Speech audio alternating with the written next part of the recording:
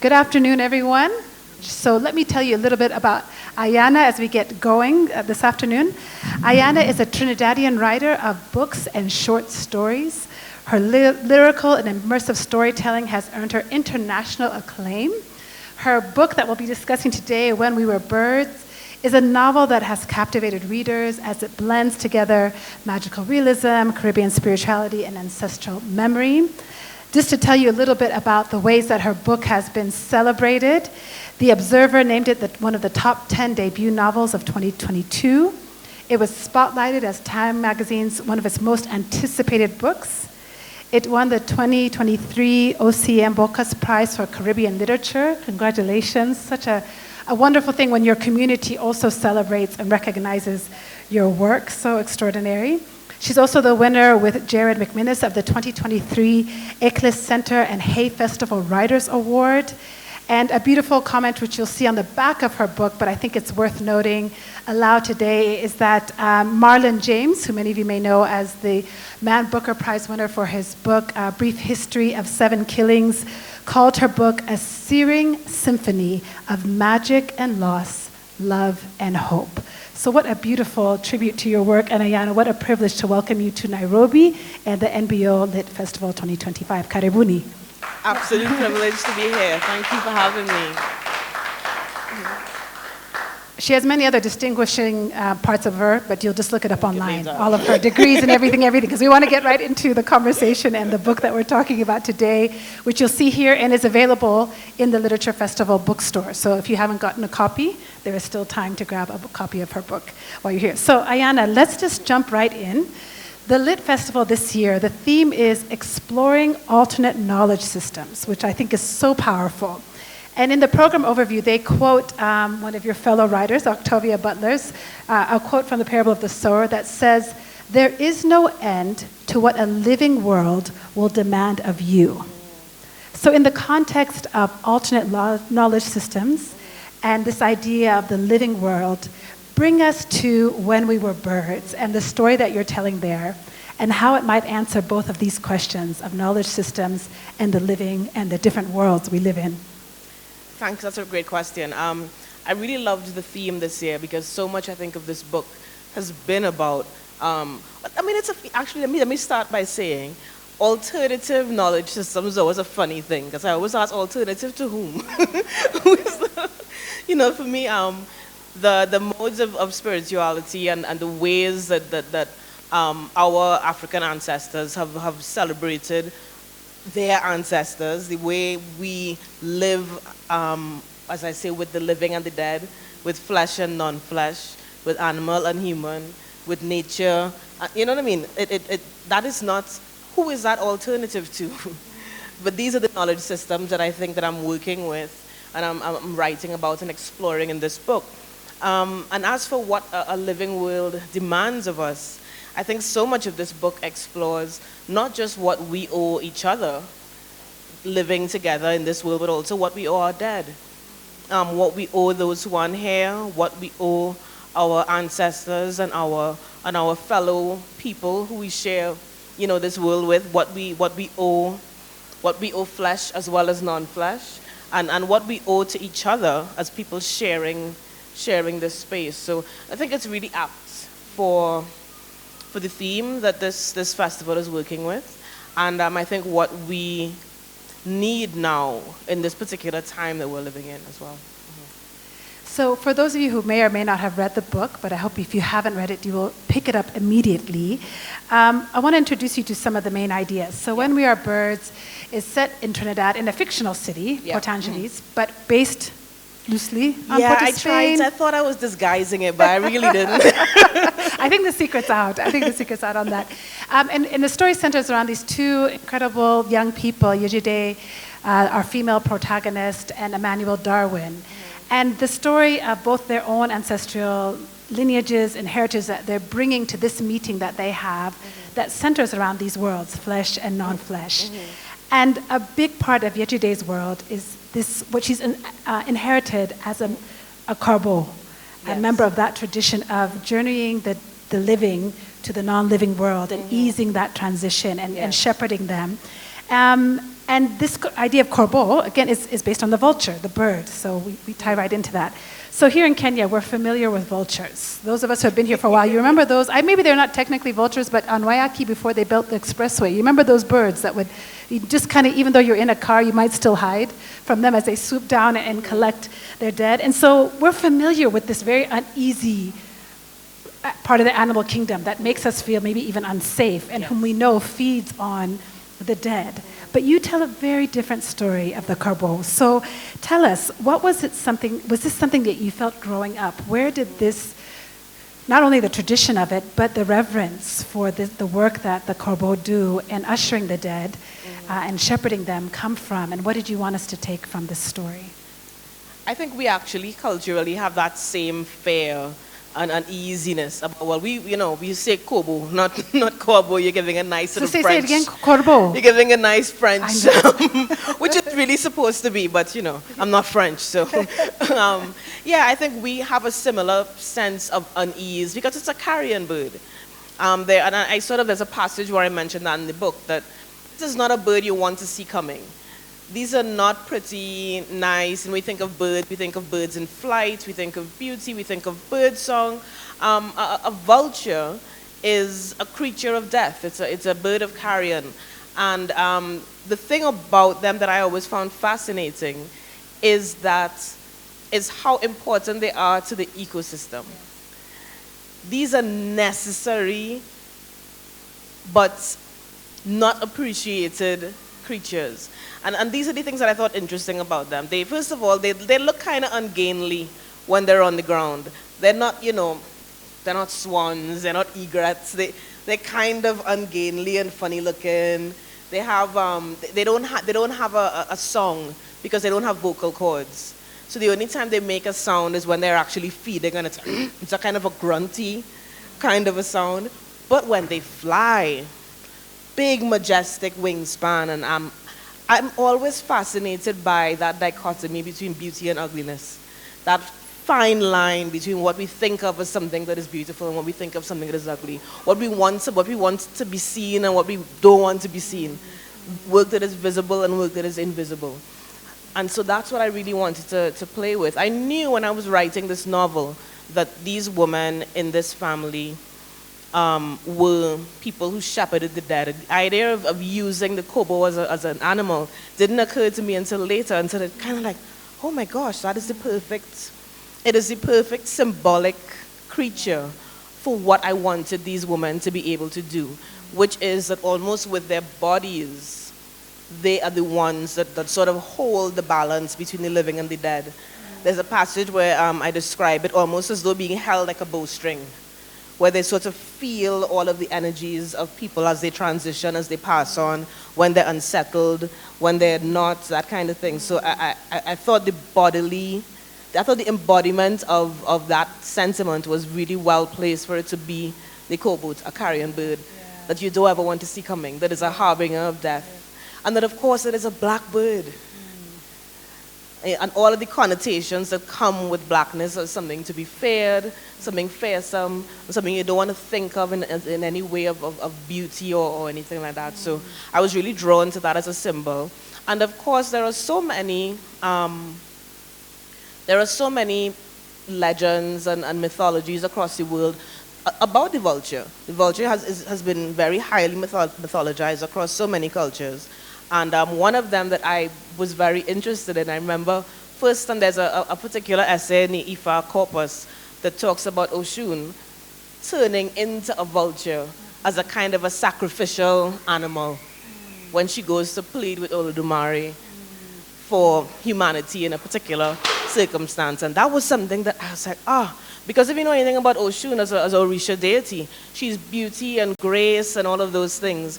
And she's given that up as a sacrifice to do very deeply spiritual work. So I was drawn to all of those ideas of sacrifice, of invisible work, of the line between beauty and ugliness, and of the embodiment of being kind of caught in a world between the living and the dead.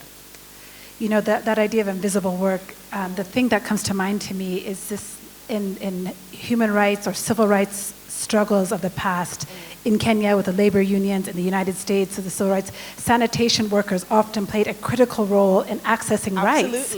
And that unseen labor, that invisible work, you cannot have a society that functions without it. And so just hearing you talk and describe it in that way just gives me new eyes actually for the book I've read to say, wow, this is actually not just true in this realism, but in this mythical world, but also in our very lived world. And that was important to me because, you know, one of the things that I was really interested in was the idea that this family is largely invisible. It's only their immediate community kind of has a vague sense that I think of it as a time where I cared for my dead. Yeah. I appreciate that perspective. I think I have always been afraid of death. At least in my culture, my tradition, there is a lot of distance between the living and the dead. And you never see the body, and at least in the Ethiopian traditions that I grew up in, there's not a such thing as an open coffin or even, what do you have in the Western, the wake? The visitation. We don't even really have something. You go sit with the family. There's a time with the family, but not with the dead. There's not an intimate bodily connection. Any connection there. So you have your two main characters meet for the first time in the cemetery, in Fidelis Cemetery, which becomes its own character in this book. You have to read this book because the way that you give life to places and to memory, in addition to the flesh, is really quite beautiful. Why did they need to meet there, in a place that, for people out of my tradition, you would find a place of fear, and not only grief, but fear? Why was that a decision you made as a writer? So, I mean, some of that comes back to Darwin, because you talked about being Ethiopian and having this sort of distance. And I suppose that is part of maybe where Rastafari gets this kind of distance that's approach. An important part we haven't talked about. Can you hear Ayanna, by the way? You hearing me well? Okay, good. I just want to make sure. Maybe that is why there is this idea of, you know, cutting, because of course, as somebody who's Rastafari, who is Rastafari, you make a vow to have no connection with the dead. You don't touch your dead. You don't bathe the dead body. You might even go to a funeral. You don't drink alcohol. You don't eat meat, because all of those things are considered dead things. You eat as much life-giving food as possible. You move through life on that side of things, not on the other side of things. And I think it was important for me that Darwin would meet this transformative person in a place that he grew up fearing. And I was really trying to, through these two characters, really reconcile. I'm really reconciling our main Caribbean religious sort of, two religious, not views, but maybe ideologies or views about looking at the dead. So you have, we have Rastafari, which is, you know, sort of quite hands-off.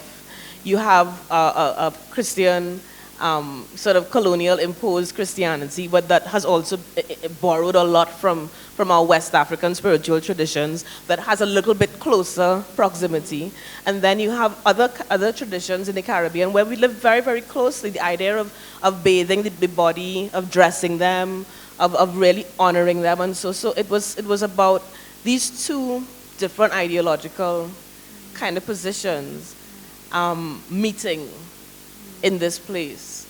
And so I think, and of course, because the cemetery, I crafted Fidelis as a place of care as well.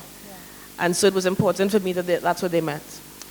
Well, after they meet, there's a passage I'd love for you to read in the book. They see each other again. Right. And for Darwin, who works and lives among a place of death, he wasn't sure that Yejide was real. So if you don't mind, if you could read for us from, I think it's about page 149, which will be beautiful. We'll talk about this next, I think, that so much of this book. At the end, I was like, did she write this whole thing in Creole, or did I learn Creole as I was reading this? I wasn't sure, because it's so beautifully, you know, the book is written in the voice and the personality of the culture. So please, read for us. And that was a whole other story with how I was even able to do that. But let's start here. So, yes. So as you said, you know, he meets Yejide before, but he's not quite sure that he's met her. She comes up to the cemetery gates, and he has an experience that can only be described as like, imagine you went somewhere and you saw a ghost, and then you don't know, did that happen? Did I make that up? And Yes, okay. Darwin walked up the stairs to Shirley's office. Two voices, one raised, the other one soft and soothing. He knows Shirley's is the softer one. She knows how to talk to people when grief eat them up, and the last thing they want to hear about is paperwork. He slowed his step to give them a bit of time to wrap up and wait until he heard a pause in the conversation. He squeezed past the filing cabinets at the top of the stairs and stepped into the office. He almost tripped over his own boots, like somebody cuffed him in his chest. Is the woman, real as judgment, her back to him, sitting at Shirley's desk? She paused in filling out the form, her body rigid. He don't need to see her face to recognize her, swear that he could hear the wind. She turned slow to face him. They stare at each other, and time stopped. She real. He can't believe she real. No storm, just a woman. Her handbag on the chair next to her, and she looking right at him. Darwin, I'm glad you come, Shirley starts. This is Miss St. Bernard. Her family plot is the one on 6th Street. The one like a house with an awning, right. I was trying to explain to her that Shirley keep talking as if she absolutely fine. Shirley keep talking as if she absolutely fine with people who become storms and then people again. Like if he forget how to move any part of his body. Like if it's a normal thing to meet a beautiful woman who look like that, just so, on a Tuesday afternoon. He searched her face, skin brown, eyes dark like the longest road, rust red head wrap. He wants to see her hair. Somehow he can't remember if he see her hair that night. He wonder what it would smell like, feel under his fingers, but same time, he glad he can't see it. Without it, it's just her face, bare and clean like river water. And in her face, she couldn't hide it. He knows she recognized him too. Darwin, you will carry her? Carry her? To see the plot and explain about the problem. Darwin have no idea what problem Shirley talking about, but he figured he could wing it. He trying not to stare and know he failing bad. Shirley looked back and forth from the woman, still turned to stare at Darwin, to Darwin standing by the door. You know each other? No. Yes. Darwin keep his eyes on her. Shirley mouth twist and a half smile. Well, I will let you two go ahead and decide about that one. Next thing, Shirley waving them out and they walking down the stairs past the boys. Darwin working as hard as he could to put one foot in front of the other, not daring to look at her. They walk in silence, Darwin's skin humming, her dress black today, and her sandals flap against the soles of her feet. So that is your name? Darwin, she asked. Emmanuel Darwin. Emmanuel, like the Israelites. You're here to save the world, Emmanuel. He looked over at her, expecting to see her smile, but her face serious. He offered his name, but she ain't give him hers. Why you tell Shirley we don't know each other? We don't know each other. You know what I mean? You want me to tell her how we know each other too? You want to explain that one? Well, you could start by explaining it to me. He trying to read her, get some kind of vibe about what she feeling or thinking, but she look away and her face lock up tight. I didn't think you was real. Well, I real. You're disappointed? She almost bite the words out, and it make him feel like he suddenly take a wrong turn, look up and find himself in unfamiliar territory. You're asking me or accusing me? You do something for me to accuse you? He feel himself bristle before he catch it. Okay, ma'am. I asked a simple question, and now you have me wondering when the argument starts. Are you anyone who show up by a cemetery in the night like a jumbie? She don't answer, and he feel his stomach clench. He gone too far. Silence between them now, except for his boots crunching on the asphalt, the faint sound of traffic outside.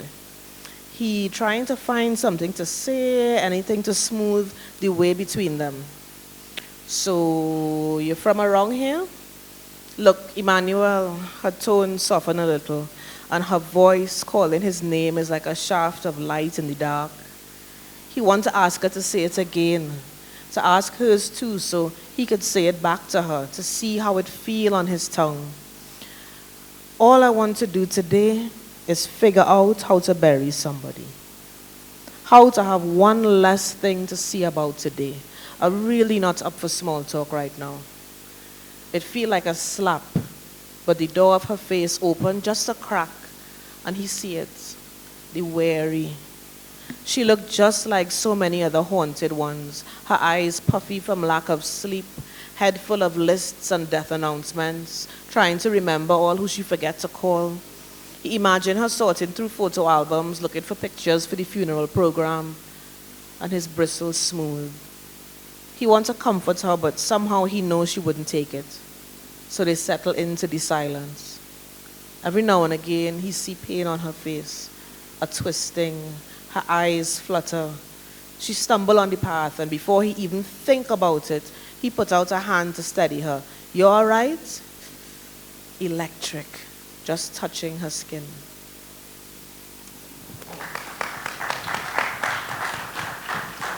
Thank you for that, Ayanna. And before we dive into the Creole, and also let me appreciate Davida and Collins for interpreting. Yeah, well moving done. between languages, so asante. You and I were talking before this interview, and you said you wanted to give equal weight to the human world and the spirit world. You felt like at times, both in what we experience as real people, but even in literature, it's the human world that gets all the attention, and you wanted to give weight to both of them. And through the love story of Darwin and Ejide, you do that. So tell us a little bit about how their love in particular is not just human, but also spirit. I think part of what I wanted to do, well, first of all, I didn't start out writing a love story. I actually resisted the idea of writing a love. I thought I was writing my big, heavy, serious literary grief novel. The great African, great Caribbean novel. The big Caribbean grief novel is what I thought I was gonna do. And as usual, the books get away from you. They have their own thing that they want doing, and then the characters start to talk and they start to live, and then suddenly you feel like, oh, I'm stupid. Of course this is what's happening. Of course this is what it was always meant to be. But what I did want to do was the fact that they don't meet until quite a ways into the novel. And even when they meet, they have several kind of false starts. They kind of, they meet there, and in this part they're quite prickly with each other. They're not, this is not a love match right off the bat. When you see them, and it's sort of difficult for them to sort of come to terms. It's not the best time to ask somebody, I could get your number, please, when she's in the cemetery. So, they have a kind of a rough time of it. And so it means I really wanted to give the sense that these two people had full, whole lives that they were navigating, and issues that were important to them individually. And so their lives did not appear to be centered on this romance, but that the romance was inevitable and necessary and vital for not just them, but for the world that Ejide is about to inhabit and the role she's about to inhabit. In this novel, the love story or the relationship between these women in Montmarie and their partners is not just a case of, we like each other. These men know that they have an awesome responsibility to support and to keep grounded these women who have important spiritual work to do. And if no one is sort of carrying out care of them, they can't do that work. And so them meeting is not only for Dawe to have a partner, for Ejide to have a partner, but that partner is required, and the right partner is required for that work to be able to happen and to continue. So that was really important to me. We talk a lot about writing what you want to see in the world. And I wanted to see men like that. I wanted to see partnership like that. I wanted to see love that looked like that. Love that knew it had a bigger responsibility than just romance. Yeah. To me, that was such a clear message in this, that this love is solid, it has shape, it has form, it has purpose, even maybe beyond serving each other. Their love served their broader calling and purpose that then served their communities. I'm so glad we had a chance to hear you read in your own voice. On Friday, one of the literary festival participants, are amazing contributors, Mamtaza Mehri, who's a poet, talked about how she likes to stretch language in her poetry. And by writing so much, or majority of this novel in Creole, in Trinidadian Creole, you stretch us as readers. You know, if we're not a part of that tradition, or aren't familiar with that syntax, or those tones, or those word choices, it stretches us. It also invites us into a new world. And I'm curious for you as the author, what about this process stretched you, or stretched your understanding of your own mother tongue, your own language, or your own means of communication? It was a road, you know. I think one of the first things you have to do as somebody who's writing, you have to get rid of the English teacher on your shoulder, kind of telling you what sentences sound like, what you can do with language, what a real novel is supposed to sound like, what literary writing is, what literary language looks like and sounds like.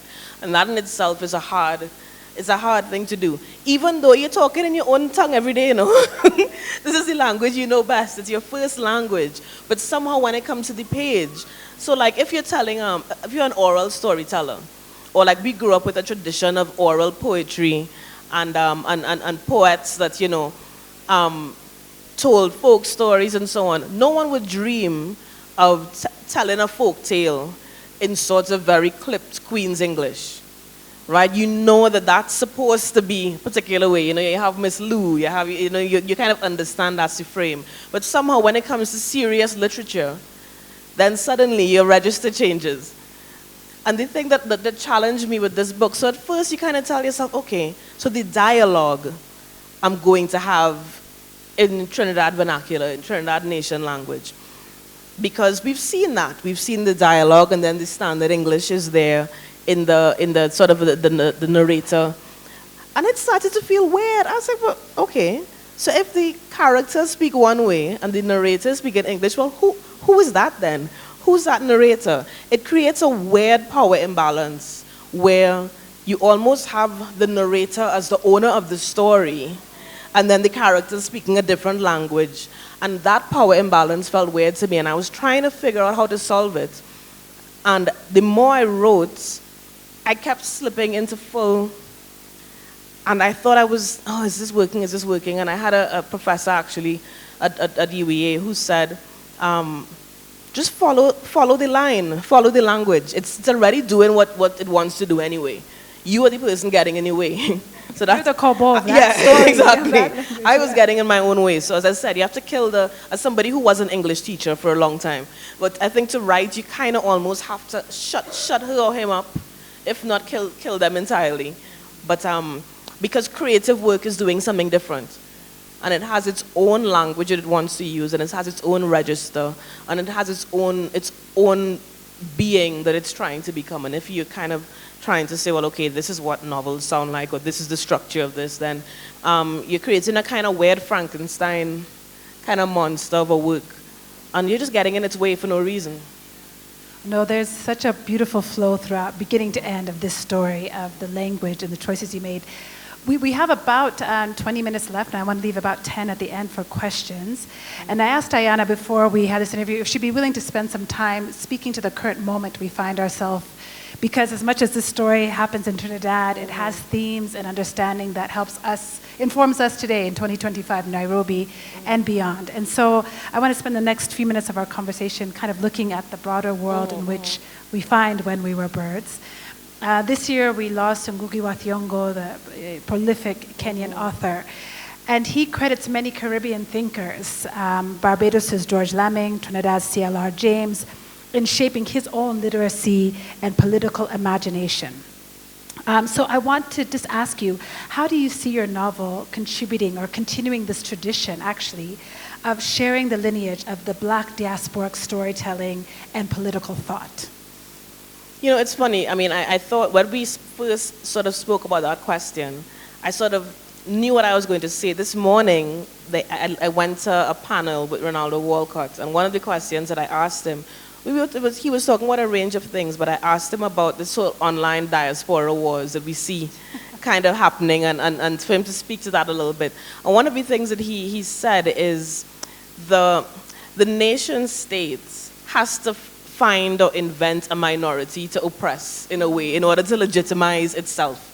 That's how we can figure or we decide, okay, this is what we need is sovereignty. What we need is this, to be a real people. We have to be a state. We have to be free, whatever free means, free to oppress others, free to create these particular structures and so on. And he spoke about that in the context of, as we kind of do this scramble for power and resources is sort of happening, these natural confluences that happen, well, not natural, but also deliberately cultivated by these thinkers that we sort of grew up hearing about, made a lot of these cross-diaspora connections and learned from each other and wrote together and visited each other. Ronaldo Walcott told a story about, who was Edward Braffett, a Barbadian poet, who came to Kenya in search of Ngugi wa Thiong'o, who was not here at the time, but found his mother and his grandmother, met with them, and they were the ones who gave him the name that he carried for the rest of his life, Kamau. So I know Edward. He's Edward. Nobody knows him as Edward Braffett. He is Kamau Braffett. So I'm using that story to say we had those conversations already. I grew up in the 80s, and to parents who came of age in the 70s and the 60s. And then I came of age in the 90s, where it felt like the diaspora was very real. It felt like we knew each other. It felt that we knew that we had common struggles, common ideals. We knew that our cultures were shaped by each other. I knew that Andre Tanker in Trinidad was listening to Fela Kuti. I knew that Henry Sylvester Williams in 1900 started the first Pan-African conference. I knew that we had always been in communication. And so now we come to this time where I'm like, well, what happened? Yeah. And so it's at every stage we are rethinking and reasserting and retreading territory that we think we've sort of put to bed. And it's frustrating and it's disheartening, but it's necessary work. And so what our young people, and I say our young people because your young people are my young people, what they're doing here is that same work. They're asserting they're asserting themselves in the way that their parents did, that their grandparents had to.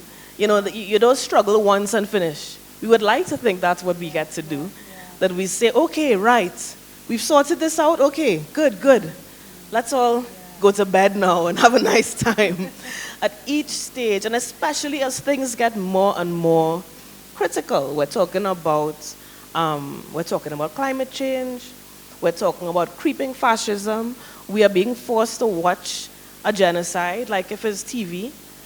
You know what I mean? And not one, not two, and we now start to do that. So at each stage of our development, at each stage of us trying to figure out how do we want to live? How can we live better? How can we share more equitably? What kind of lives are good lives that we can live in harmony with not just each other, with nature, with our spiritual world and our spiritual selves? We keep having to retread that territory and hopefully refining it, getting better at doing it. So that's thank you what for I would that. say about that. It's a big idea and a big question, but like you said, it's not new. We have been connected since the beginning. Of course. It's just these false pretenses that now the borders and whatnot that separate us, but the connection has always been there. So to tie the two ideas, this geopolitical movements and these connections of Pan-Africanism back to when we were birds, Yejide does a beautiful, important work of caring for and shepherding the dead. And as much as she resisted at the beginning, by the end, she's fully embraced this inheritance of hers and the important role she does in caring for these souls. And to connect it again to our 2025 realities. And I want to read this as I wrote it so I don't misspeak. But, in many places we hold dear. Kenya, Sudan, Gaza, where collective loss and displacement are unfolding on a massive scale. How can we be Yejides? How can we be Kobo, who then now play a role of memory and shepherding and care as we're witnessing loss? Because in many ways we feel so helpless to affect change on a global scale or beyond the immediate people in our circle. But her story teaches us about the politics of remembering and who gets to be mourned and who gets to be remembered. That's exactly it. That's exactly that's the lesson that I think that this book. What do we owe our dead?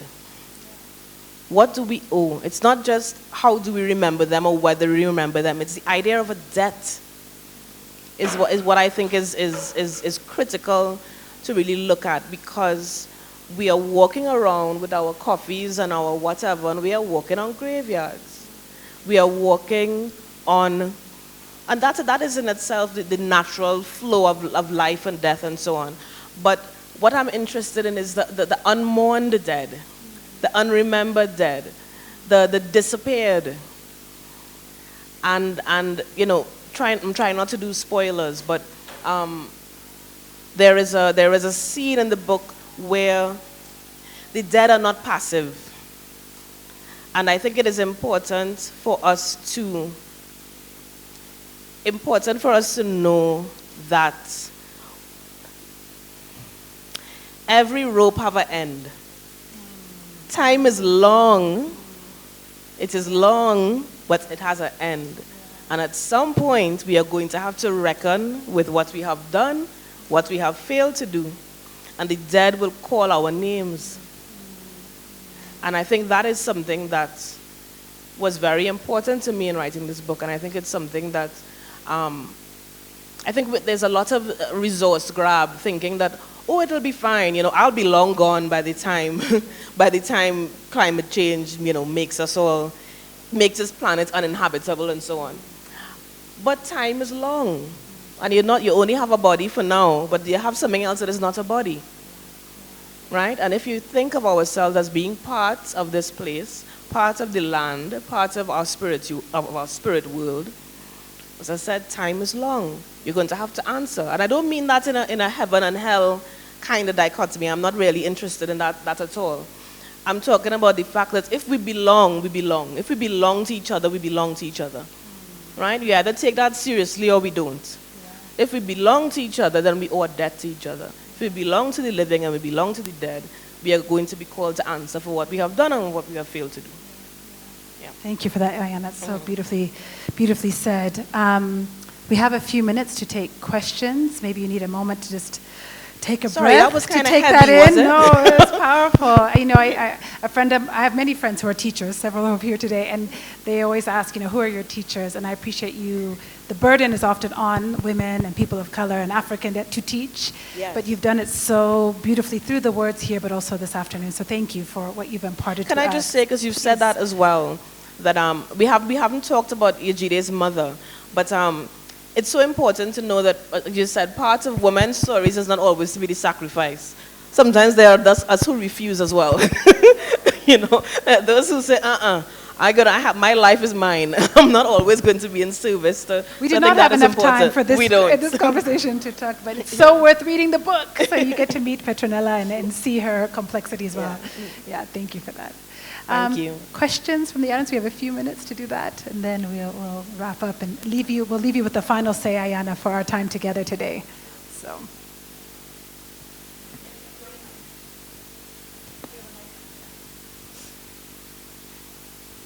Thank you for that.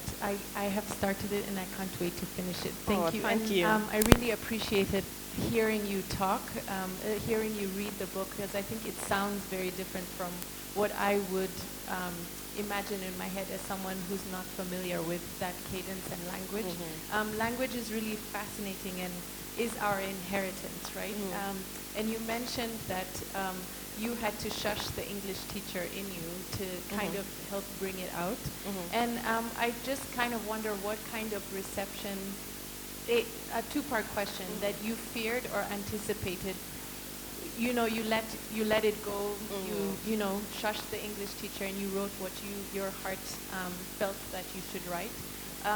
What fear did you have or nervousness have in putting the book out with your heart out there? And did it match with reality? What you feared? Thanks for that question. I guess there are two different things. There's the normal fear of anybody putting any creative work out there.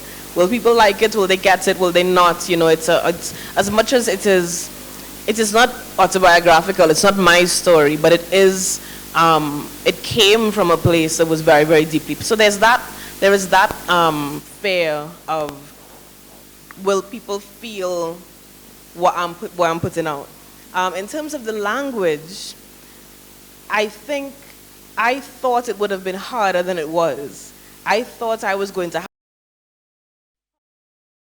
agents, copy editors, that they would have been, I thought I would have got, what is this? You have to correct every, and that didn't happen at all. And this book was, picked up by a British publisher, a Canadian agent, and I didn't have any of those problems that I think some people kind of said, oh gosh, this isn't going to fly, this isn't going to work. And I think the lesson from that I would say is do what you're going to do. Do your work. The reception is not your business. The work is your business. The reception is not your business. Because if you're trying to mind their business, you can't mind your business. Right? Drink water and mind your business. I've heard that before. Thank you for that. So you're not saying it was easy, I decided to mind my business. It was, yeah. I decided to mind my business and believe that the work would land. And it doesn't mean that I didn't, one thing you have to do is not ever go on things like Goodreads and so on, because you will find those who say, I can't get on with this book, I can't understand it, I can't whatever. And that's fine. I took really long to read Wuthering Heights. Okay. I couldn't get on with that one either. I feel, fair play to you. But I've taught extensively, yes, across the world, but even in the UK, I will go to a small town, I will go to a big festival, and there will be little old white ladies who come with their book, and they felt it, and they didn't have a problem. They say, the first page, okay, you're kind of wobbly, but by the second and the third, no problem. So do your work. Those who are going to receive you are already prepared to do it. And if you're thinking about those who you have to fight with, then you're forgetting those who you don't have to fight with. And I think that's a case for all creative work. There is a home and there's an audience for anything that you want to do, that you do well. And that's, do your work, mind your business, yeah. Mm-hmm. I'm not a writer, so I don't know, but my sense is as a reader that this is a newer development, a newer trend in maybe the last 5 to 10 years, that a writer can put out a work as authentically as they intended and not have the pushback. Because I remember even having Shiro Konyange talking about her book, The Havoc of Choice, and I think she had translated the Kikuyu into English in places, I think, and the publisher saying to her that was part of kind of the nature of the extension of the work. If she was here, okay, she's not here, so she can't correct me, but I think that's right. Yeah. So it's beautiful to hear that you didn't have a similar. No, and I don't know if it's new. I think it just depends, because I when I read Earl Lovelace at 11, Earl Lovelace was doing it as a Trinidadian writer. Sam Selvin was writing, maybe not the narration, but certainly writing dialogue in Trinidad Creole. When he was writing The Lonely Londoners and the British, for that wave of immigrants in Britain, in London, post the war. We know Angui did it. We know that, I hope I'm saying that name properly. We know that it is not new, but again, it's like what I said before. You go forward and then you get pushed back. And then somebody else takes up the mantle and then they push it forward and then they get pushed back. So it's just, there will be times that maybe it will be harder to do. And then there are other times where you find the right champions, the right people in the room, the right people who say, yeah, I believe in you doing what you're doing. Another question? Anne, who's the mic here? Thank you. I absolutely loved it. Unfortunately, they've sold out. What, congratulations. Oh, congratulations. All right. I wanted to ask you about the divine feminine energy in the struggle. Because I'm picking that up from what you're talking about, and I've noticed recently in the protests here that we've got that coming through in a very big way, with women speaking up from a spiritual, divine place and giving guidance. Yeah, please speak to me about that. Thanks for that question. The concept of the divine feminine, kind of bad rap now. There's a kind of a weird thing with the divine feminine and tradwife ideology that I find very, very uncomfortable, because that's not what I'm talking about at all. And I always, now that it's happening, I get slightly nervous. I said, oh God, next thing somebody puts my book on some list about divine feminine tradwife content and know how to be I am very uncomfortable. I think our indigenous spiritual practices always understood who we were and who we are. Always. The idea of the divine feminine, or the idea of femininity, is a kind of a strange sort of Western capital construct to do a particular work, and that is not the work that I'm doing. The idea of what is that matriarchal, that nurturing, that life-giving energy is not, it is not only related to a body. I'm not concerned with bodies when I'm talking about that kind of energy. I'm talking about care, I'm talking about nurture, I'm talking about a particular kind of spiritual realm that is the job of people who carry that energy. You understand where I'm going? I'm not interested in genitalia. Yes. No, I know you are. I just want to put that on the record. I don't want nobody misquote me out there in the world. Right? But I think it is part of what you're saying, I think, and what I'm also saying. I think that recognition is part of us also looking back to our ancestral traditions and finding a certain amount of empowerment in decolonizing our ideas of how we talk about religion, how we talk about land, how we talk about power, how we talk about ownership. In this book, there's a house that is not owned in a very specific kind of capital way where it is a house is a property. This house is where, the house is the place that this work takes place. So that in itself is a way of sort of deconstructing all of these ideas of, you know, inheritance along a male line, and then women do this kind of work and so on. I'm dispensing with that entirely and saying that there are other ways that we can organize living together. There are other ways that we can conceptualize power. There are other ways we can conceptualize what men do and what women do. And what power is women's power and what is men's power. You know what I mean?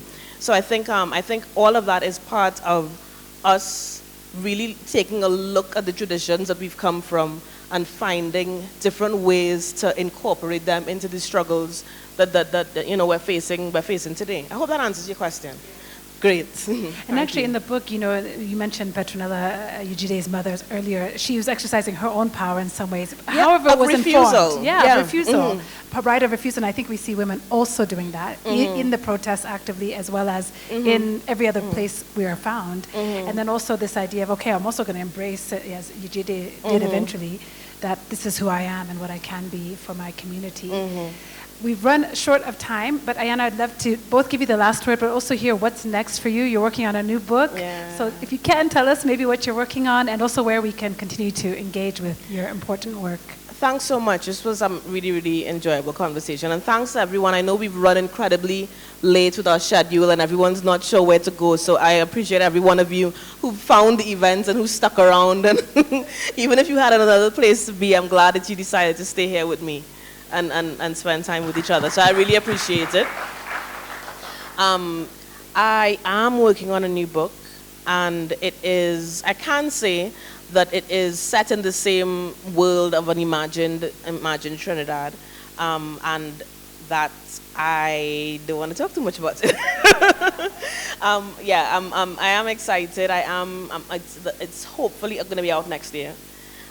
If I can let go of my edits and make my publisher happy. I'm at that point where I'm like, is it done? Is it done? Is it done? I'm not sure. So hopefully there'll be a new book from me sometime during the course of next year. So yeah, yay. And I'm findable on Instagram and not so much anywhere else these days. I used to be really, really Twitter savvy, and Twitter got really strange, especially in the West. That's one of the things I don't want to, we're kind of going off track, but so many of these platforms function very differently depending on where you are in the world, and they have different uses. I think Twitter has gotten a kind of, and I still call it Twitter because I'm old, Twitter has become a kind of a strange place in maybe in the West, but then there are other parts of the world where it's still very potent for organizing and still doing the kind of work that maybe it was doing when it started. So it's interesting for me to continue. I think it's a mix here. It's a mix here, is it? Maybe a mix. Just trying to, but yes, I'm findable on all of the social medias. Yeah. Please do find her. Thank you so much, Ayanna, for Thank being you. here. I love how we started the conversation about who are we alternate to. And I think what When We Were Birds gives us is the fact that what our ancestors knew, what they've taught us, the joy, the beauty, the hope, the pain, the grief, is not alternate to anyone. We are the center. Yes. We are the center. And so thank you for When We Were Birds. Thank you for being with us today. Thank all of you for joining us this afternoon. And asante ni. Thank you. And thank you to the hard work that you all have been doing. Wow. Every day, every panel, you all have been on point. I appreciate it.